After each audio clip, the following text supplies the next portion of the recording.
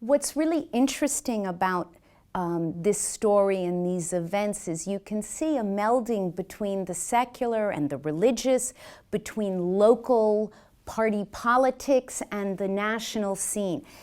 This is a story about people in the center of civic life in the mid-12th century and the high Middle Ages.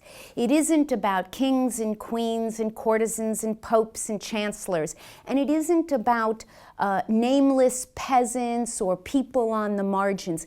This is about people who often aren't recorded precisely because they're not unusual. They are in the center of civic life.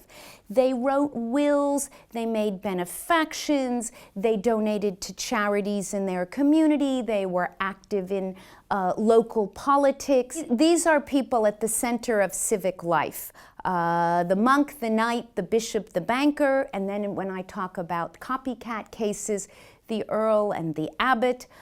And we often don't hear about them precisely because what gets recorded is the unusual, the remarkable, the tangential, the thing that appears in court records, and not the everyday life of the average believer and the local citizen, the fine, upstanding member of society where people don't say, this is an unusual day.